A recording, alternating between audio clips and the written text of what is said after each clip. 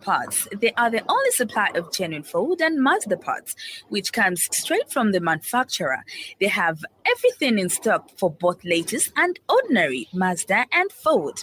They also stock service parts such as diesel filters, aircon filters, diesel pumps, steering pumps, turbochargers, engine overhaul gaskets, suspension parts, and body parts. If they don't have parts you're looking for, they can order within 5 to 10 working days. To top it up, Shuma Auto Parts also supply Maxxis tires and CST tires. Really?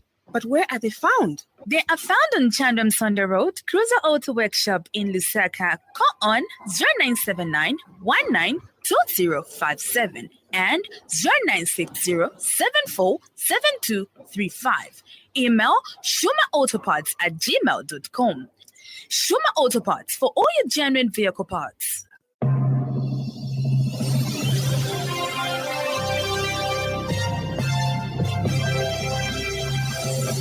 The happy world of 5FM Radio, your adult contemporary radio station in Zambia, connecting you to the newsmakers and events that make news in the global village.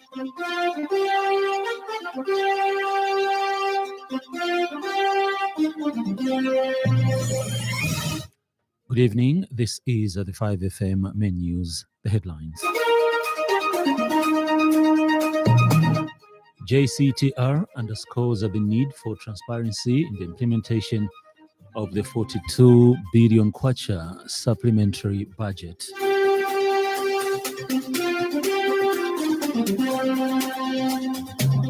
ZESCO experiencing significant difficulties to balance the available power supply with demand due to the adverse El Nino effects.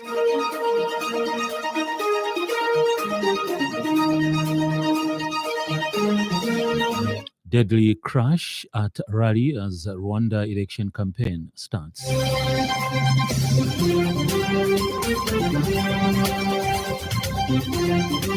This news bulletin is also streaming live on the 5FM Facebook page and YouTube channel, 5FM Radio Zambia.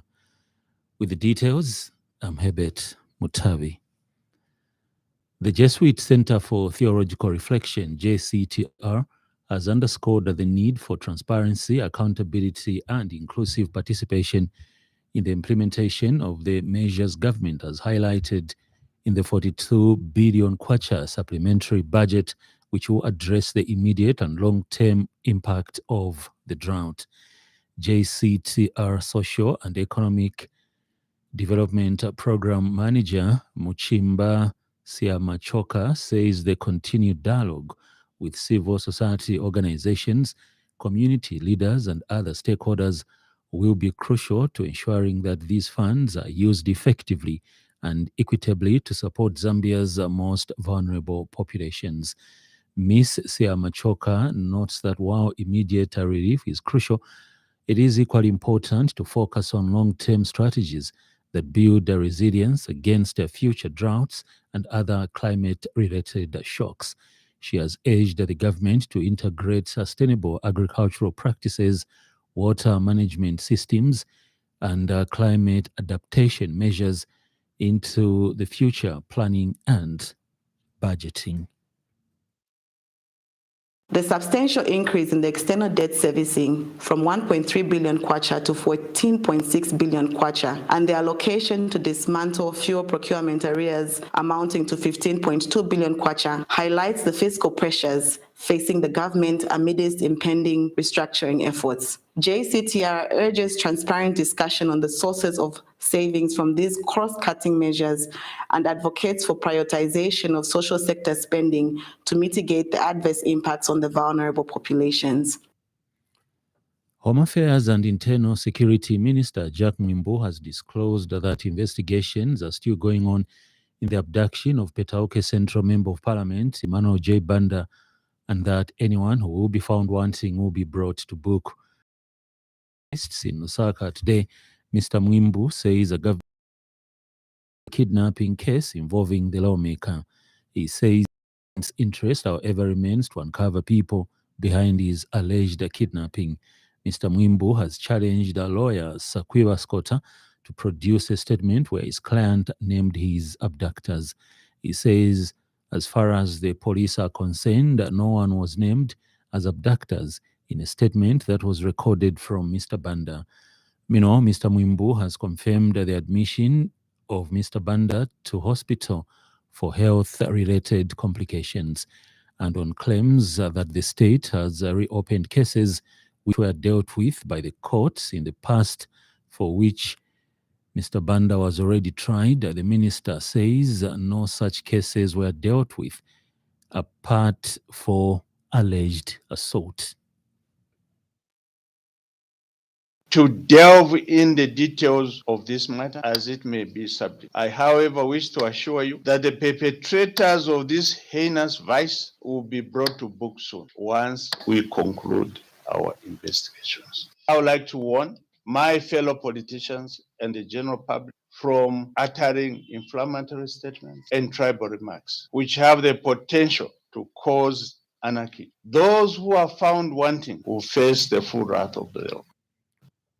Former cabinet minister in the United National Independence Party, UNIP government, and gallant freedom fighter Aaron Muna has died. Mr. Muna, aged 92, died on Saturday, 22nd June 2024 in Harare, Zimbabwe. Mr. Muna served as Minister of Home Affairs. He also served as Minister for Power, Transport and Communications, Local Government, as well as Minister of State for Presidential Affairs, Secretary, Gentleman of the Government, and other portfolios. Funeral gathering for the late former cabinet minister is being held at house number 2, Lili Monze Road off Mulungushi Road in Roma Township, Lusaka. Members of the public are further advised that Cabinet Office is working in collaboration with the family of the late minister to repatriate his body to Zambia for burial. A detailed funeral program will be released once burial arrangements have been concluded. This is according to a statement issued by Secretary to the Cabinet, Patrick Kangwa.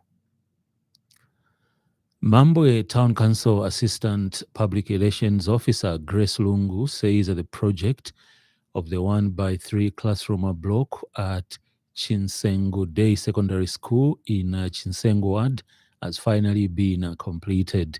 Ms. Lungu says the community in Chinsengo applied to the Constituency Development Fund Committee for the completion of the project. At the time, pupils were squatting at one of the churches within the ward. She says following the successful approval of the application, Mambwe Town Council engaged Sambo Tours and Construction Company to complete the 1x3 classroom block. Ms. Lungu says that the project, which initially started as a community project, was taken up for completion on December 25th, 2023. She states that the project was being implemented using the 2023 Constituency Development Fund, CDF, at a contract sum amount of 645,630 kwacha. The contract sum for this is over 645,000 kwacha, and the scope of works included but not limited to the following: construction of reinforced concrete ring beam, construction of superstructure up to wall plate level, metalworks, which involves installation of door frames and window frames, installation of roof spider trusses, installation of roofing sheets, plastering internally and externally, construction of screed floor, and construction of spoon drainage, among other things. In other news trending this evening,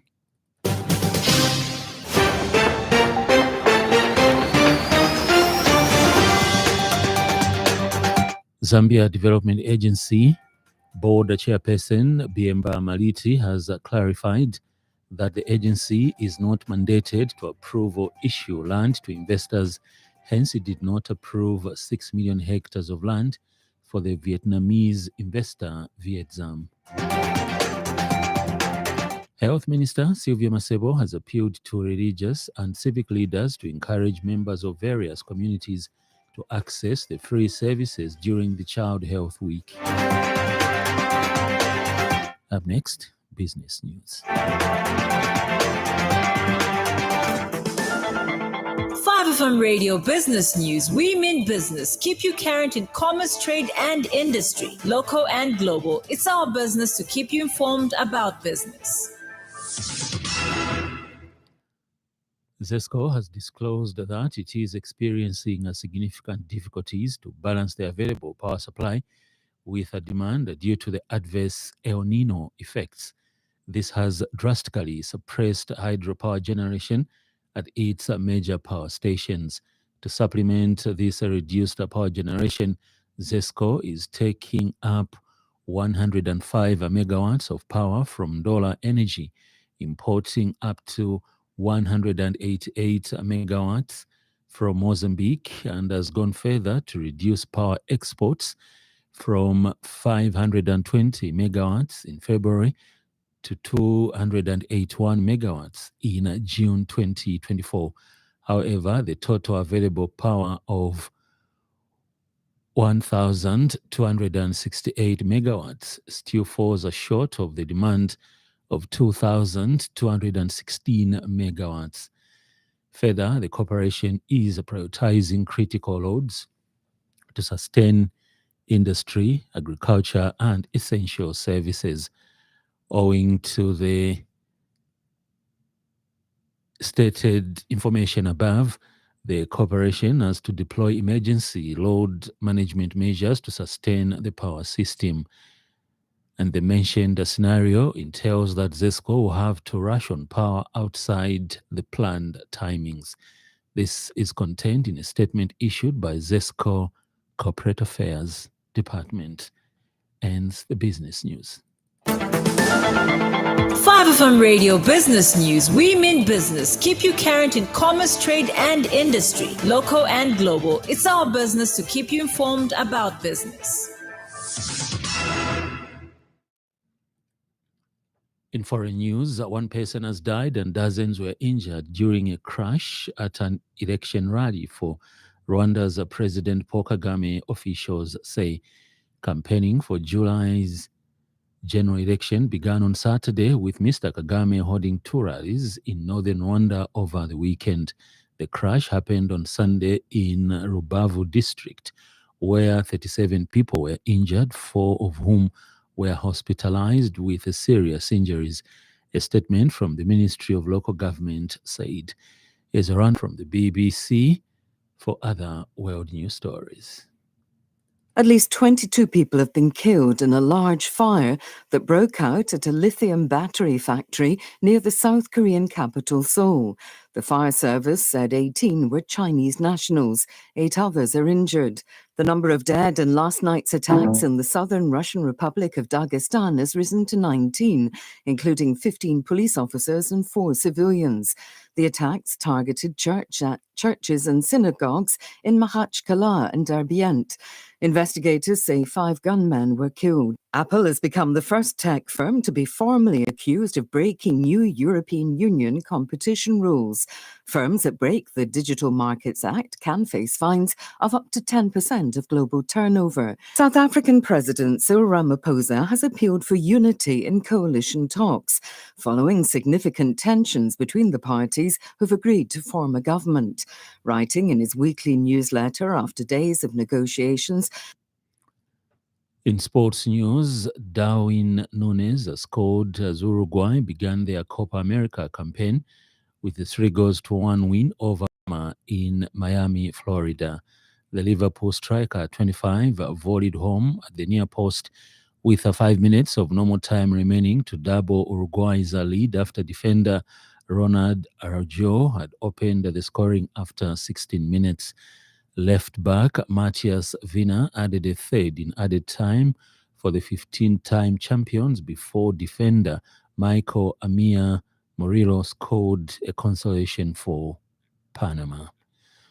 We now have the evening weather report. Stay tuned.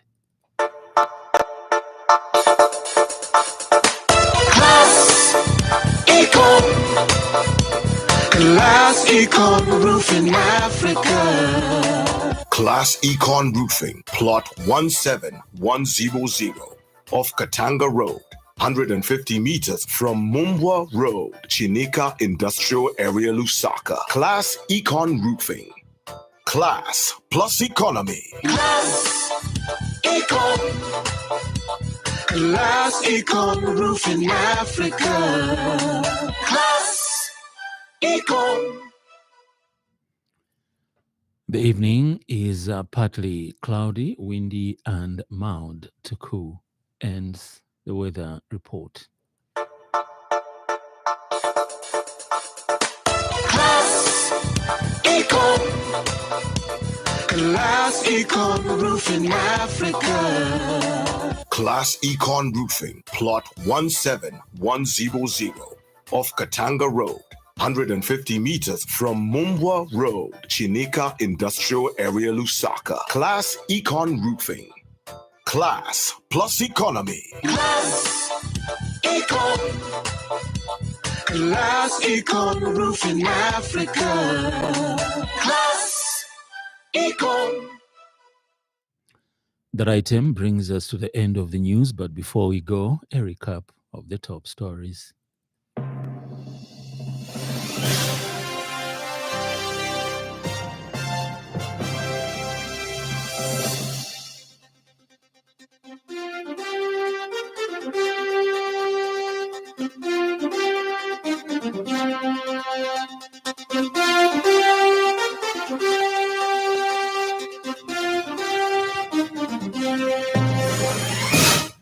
JCTR underscores the need for transparency in the implementation of the 42 billion kwacha supplementary budget.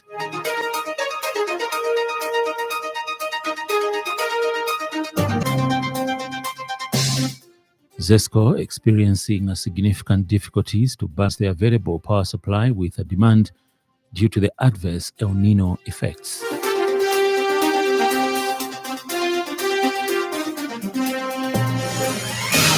Deadly crash at rally as Rwanda election campaign starts. For more news, follow us on Facebook, 5FM Radio Zambia. On behalf of the entire news crew and the technical department, thank you for listening to the happy world of 5FM. Stay safe and stay tuned to 5FM Radio. I'm Herbert Mutavi.